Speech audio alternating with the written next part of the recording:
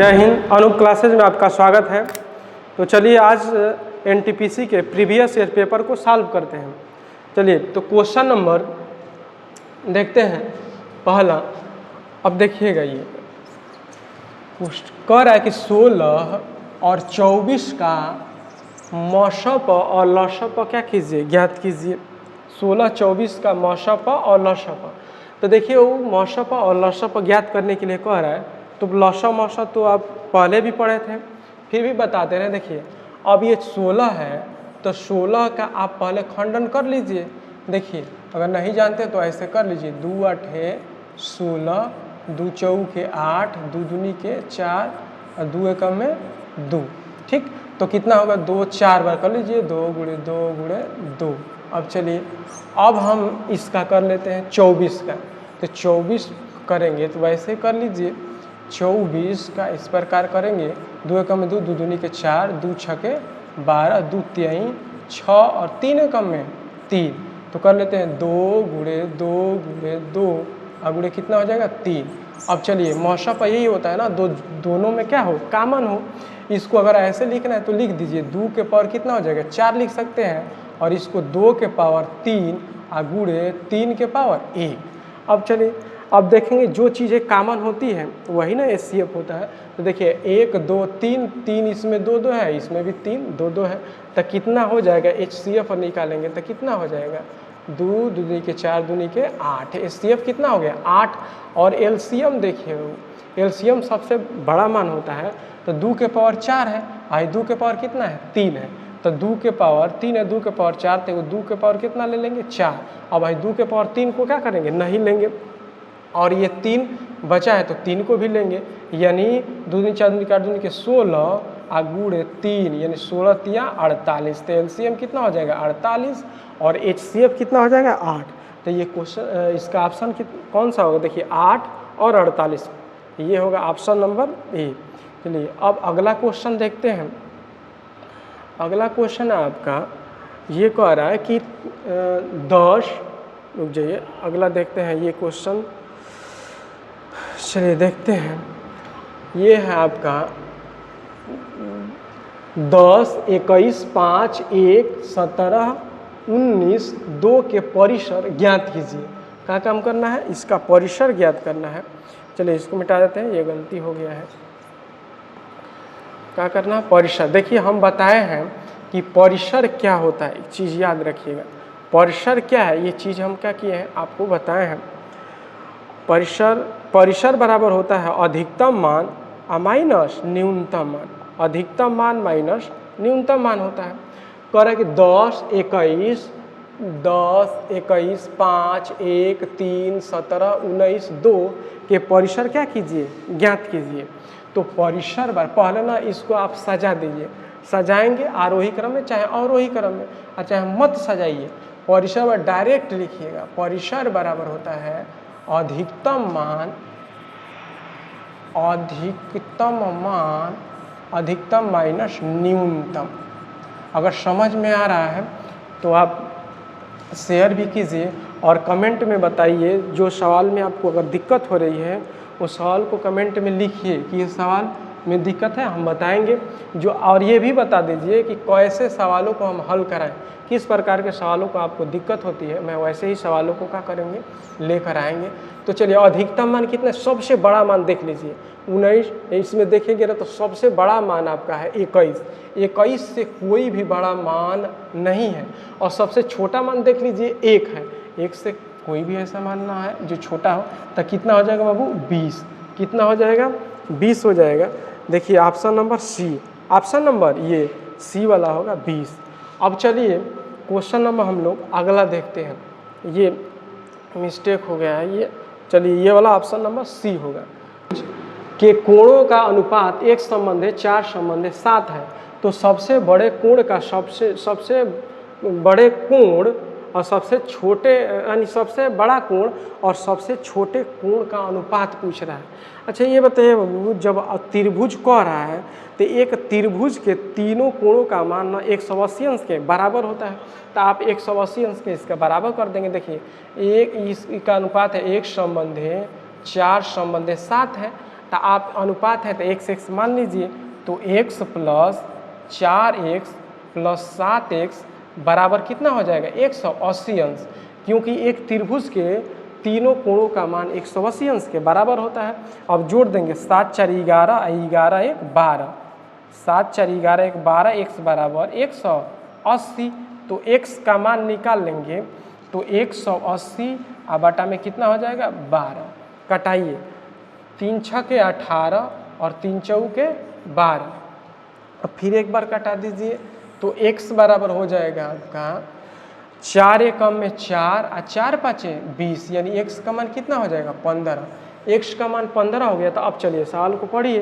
तो कह रहा है तो सबसे बड़े कोण क्या है, यही ना है 7 ना है, और यही सबसे बड़ा कोण है। जब ये सबसे पूछा है कि सबसे बड़े कोण और सबसे छोटे कोण का अनुपात, तब बड़ा कोण, अब देखिए यहाँ से ये बड़ा कोण और छोटा कोण, बड़ा कोण संबंधित छोटा कोण, तो बड़ा कोण कितना हो जाएगा, बड़ा यही ना है, तो इसका अनुपात यानी 15 गुणे कितना हो जाएगा 7 संबंध है। छोटा कोण x है यानी 15। अब इसको कटा दीजिए, 15 से 15 का हुआ कैंसिल, यानी 7 संबंध है 1, यानी इसका अनुपात बड़ा और छोटे कोणों का अनुपात कितना होगा 7 संबंध है 1। अगर आपको ये सवाल समझ में आ रहा है तो कमेंट में बताइए, नहीं तो हमें कैसे पता चलेगा कि हम बता रहे हैं और आप समझ पा रहे हैं। कमेंट में लिखेंगे कि समझ में आ रहा है, तभी तो हम जानेंगे कि आपको समझ में आया। नहीं उसमें लिखेंगे तो हम समझ नहीं पाएंगे। चलिए अब देखिए क्वेश्चन नंबर अगला, ये कह रहा है कि एक बंटन का माध्य 15 है और मानक विचलन 5 है, तो विचरण गुणांक का मान क्या कीजिए, ज्ञात कीजिए। विचरण गुणांक ज्ञात करना है तो कैसे ज्ञात करेंगे। अब चलिए ये सवाल, ये सूत्र अगर याद है तो हल कर पाएंगे। देखिए हम बता रहे हैं किस प्रकार। अब देखिए इसको हल करना है तो विचरण गुणांक का ना एक सूत्र होता है, उसको तो याद करना पड़ेगा। चलिए अब देखते हैं। देखिए कह रहा है ना कि एक बंटन का माध्य 15 है और मानक विचलन 5 है, तो विचरण गुणांक का मान, तो विचरण गुणांक बराबर ये सूत्र होता है मानक विचलन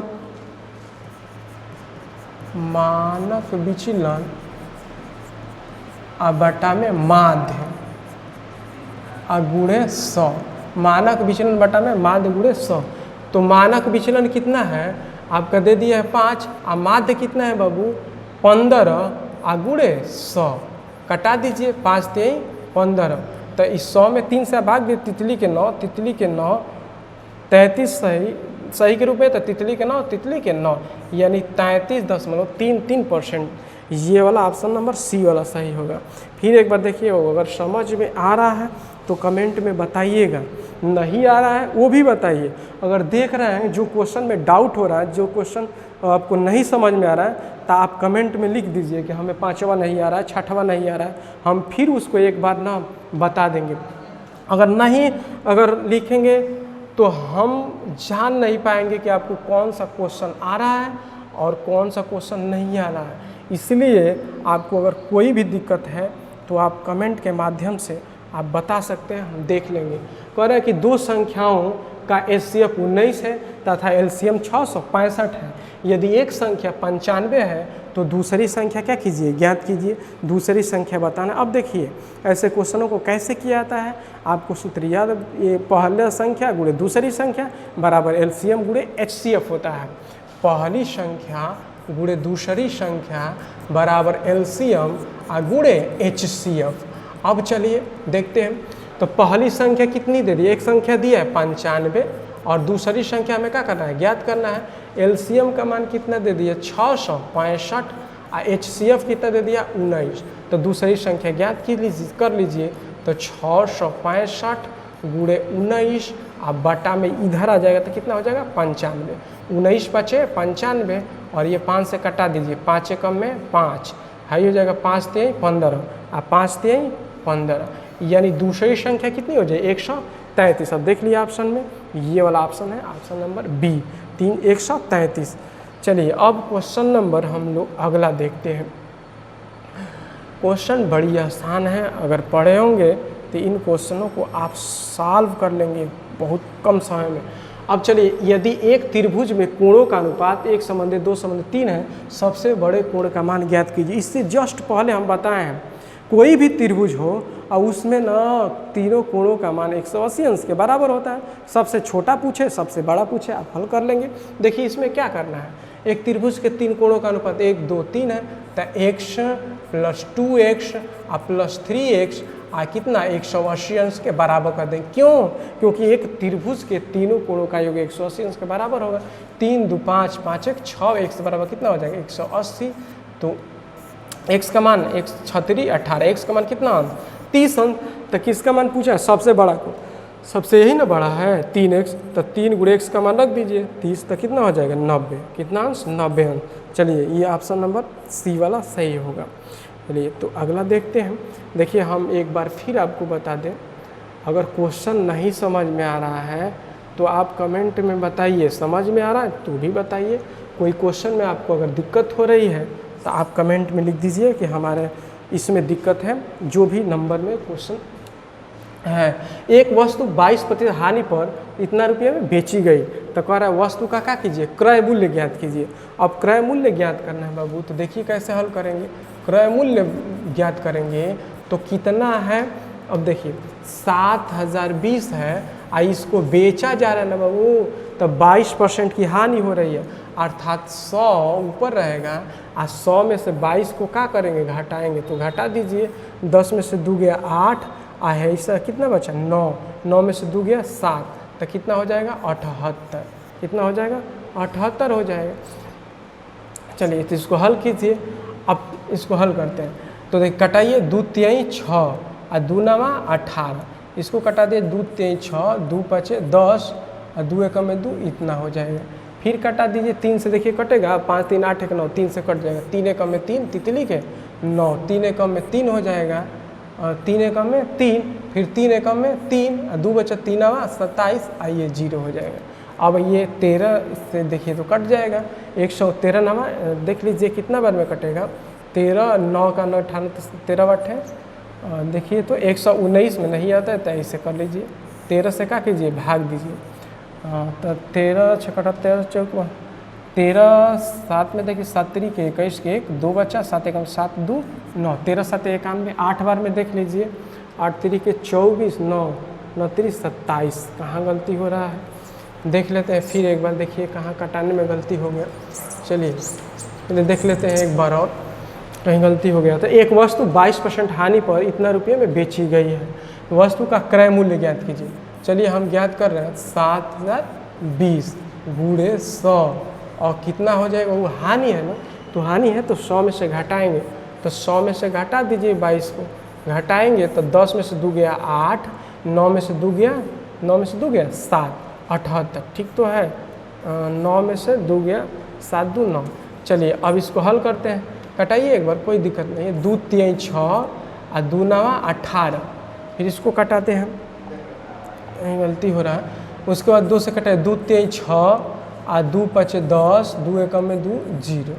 चलिए फिर 3 से कटा दीजिए, 3 1 में 3 तितली के 9, फिर इसको कटाया 3 1 में 3, 3 1 में 3, 3 7 21 और ये 0, 13 9 117, 13 13 9 9 18 27 के साथ 2 बचा, और 9 1 में 9 2 11, देखिए 13 9 117, 13 9 बार में कट गया, तो ये कितना हो जाएगा इसका 900, यानी CP का मान कितना हो जाएगा 900।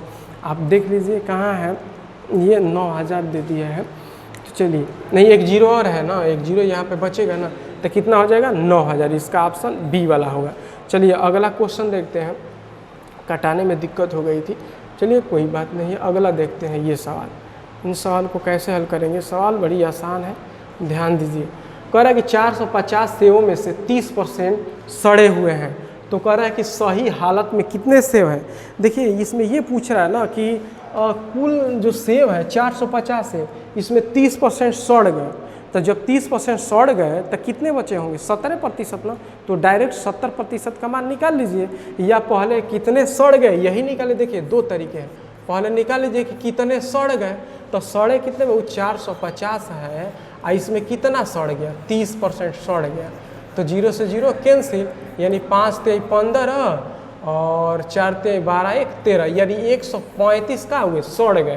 तो कितना सही में बचे, सही सेव कितना बचे, तो 450 में से 135 का कर देंगे, घटा देंगे। तो 10 में से 5 गया 5, 4 में से 3 गया 1 और 4 में से 1 गया 3, 315 का हुआ सही में बचे हैं, सड़े नहीं हैं। अब चलिए, अब तो डायरेक्ट आप इसको कर लीजिए, कहाँ है इतना, अगर ऐसे करना है तो डायरेक्ट कर लीजिए। 450 है ना बाबू, और देखिए कुल 100 है तो इसमें 30% सड़ गए, तो डायरेक्ट कितने सही थे, 70 और बटा में 100, 1 से 1 0 से कैंसिल, 7 × 5 = 35 के 5 हाथ में 3 और 7 × 4 = 28 3 31, देखिए 315 डायरेक्ट आ गया। अगर पूछता कितना सड़ गए तो 135 सड़े, तो सही में कितना बचे, तो टोटल 450 था, उसमें से 135 सड़ गया, तो सही कितना है 315, या डायरेक्ट ऐसे कर लीजिए। चलिए अब अगला क्वेश्चन देखते हैं। क्वेश्चन नंबर ये है, देखिए रेलगाड़ी संबंधित ये सवाल है, जो परीक्षा के दृष्टि से ये भी सवाल बड़ी महत्वपूर्ण होते हैं। कह रहा है कि एक रेलगाड़ी की लंबाई 150 मीटर है और इसकी चाल 50 किलोमीटर/घंटा है। 600 मीटर लंबे प्लेटफॉर्म को पार करने में इसे कितना समय लगेगा, समय का मान पूछा है। चलिए ये भी सवाल बहुत आसान है, कर लेंगे। देखिए कह रहा है ना, अब तो हल करेंगे। चाल बराबर क्या होगा, चाल बराबर होता है दूरी बटा में समय, दूरी बटा में समय। देखिए एक चीज़, अगर सवाल जो नहीं आ रहे हैं आप कमेंट में बताइए और शेयर भी कीजिए, तभी हम समझ पाएंगे। कमेंट में नहीं लिखेंगे तो हमको कुछ भी नहीं पता चलेगा। एक रेलगाड़ी की लंबाई 150 मीटर है और इसकी चाल 50, तो चाल है 50, तो इसको मीटर प्रति सेकंड में क्या कीजिए, ज्ञात हल कर लीजिए। तो 50 में 5 बटा में 18। अब कह रहा है इसकी रेलगाड़ी की लंबाई 150 है और प्लस, क्योंकि अपनी लंबाई भी होगा और उसके बाद 600 मीटर ये प्लेटफॉर्म का, तो ये दोनों का दूरी न तय करेगा। अब बटा में कितना समय ज्ञात करना है, तो टी कर लीजिए और देखिए कटाइए इस यहाँ से, चाहे रहने दीजिए। 50 × 5 बटा में 18 और बराबर ये जोड़ दीजिए 750 और बटा में कितना हो जाएगा, टी कटा दीजिए। 0 से 0 कैंसिल, 25 × 3 कितना हो जाएगा 75, 18 × 3 54, 18 × 3 54, टी बराबर कितना हो जाएगा 36, 18 × 3 54 का सेकेंड, 54 सेकेंड। देख लीजिए ऑप्शन में 54 सेकेंड, ये ऑप्शन नंबर ये हो जाएगा। अगला है डी नंबर होगा, 50 नहीं 50 64 अगला होगा, डी जो दिखाई नहीं दे रहा है। चलिए तो 54 सेकेंड इसका लगेगा, वो ट्रेन पार करेगी। चलते हैं। अब देखिए ये सवाल, देखिए ये तो बड़ी महत्वपूर्ण सवाल होते हैं, ये परीक्षाओं में ना बार बार पूछ लिए जाते हैं, इसको ध्यान से समझिए। देखिए हम कैसे बताएंगे।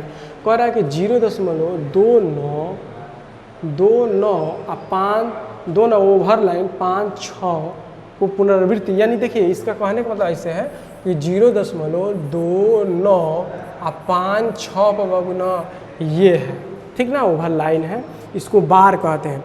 ये सवाल ना रेलवे में ही नहीं अन्य प्रतियोगी परीक्षाओं में ही पूछे जाते हैं। देखिए कैसे इसको हल करें, देखिए हम बता रहे हैं ऐसे सवाल को किस प्रकार। आप डायरेक्ट इसको लिख दीजिए 2956 लिख दीजिए और माइनस, जिस पे बार नहीं है ना उसको घटा दीजिए, 29 को घटा दीजिए इसमें, और जितना बार है ना बाबू, जितना बार है उसको क्या कीजिए उतना 9 लिखिए, 9 लिख दिए, और जितना पर नहीं है उतना क्या कर दीजिए 0 कर दीजिए, इतना। अब इसी को हल कर दीजिए। देखिए अब 16 में से 9 गया, 9 7 16, 16 में से 9 गया, 9 7 16, और 4 में से 2 गया 2, हाई कितना हो जाएगा 29, और बटा में 9900, यानी 2927, 2927 और बटा में कितना हो जाएगा 9900। चलिए 2927 बटा में 9900, ये देखिए मिल गया ऑप्शन नंबर बी। एक बार और ये सवाल को देखिए। देखिए ऐसे सवाल एकदम बिल्कुल आसान होते हैं, आप एक बार समझिए। देखिए क्या काम करते हैं, ये ऐसे सवाल ऐसे हो गया ना, तो एक काम करें। अब जैसे मान लीजिए कि हम ऐसे जैसे 5 2 3 कर दिए, इस पे बार कर दीजिए, चाहे रुकिए 0.23 इस पे बार कर देना। इसको हल करना है तो आप 23 को लिख लीजिए ऐसे, और माइनस जिस पे बार नहीं है उसको घटाइए 2 बटा में, जितना पे बार है एगो पे बार है तो एगो 9, और जितना पर नहीं है वही पर है तो 0। तो कितना हो जाएगा 21 बटा में कितना हो जाएगा 90। और कटने ही होगे तो कटा दीजिए, नहीं कटेगा तो रहने 3 7 21 और तितली के 9, 7 बटा में 30, ये वाला हो जाएगा। तो ऐसे क्वेश्चनों को इसी प्रकार करेंगे। और कमेंट में बताइए कि हम आपको ये ऐसे सवाल आपको करा पा रहे हैं कि नहीं। चलिए ये अब तो क्वेश्चन समाप्त हो गया। चलिए देखिए बहू, ऐसे क्वेश्चनों को ना समझना है तो आप हमारे इस YouTube चैनल को आप सब्सक्राइब कीजिए और कमेंट कीजिए और शेयर कीजिए। और कमेंट में भी बताइए कि किन किन क्वेश्चनों में आपको दिक्कत होती है और जो हम बता रहे हैं उस क्वेश्चन में कौन कौन सा आपको नहीं समझ में है। आप कमेंट में लिख दीजिए, मैं उस क्वेश्चन को फिर दोबारा हल कर देंगे। तो चलिए, तो धन्यवाद। अगला क्वेश्चन हम करते हैं।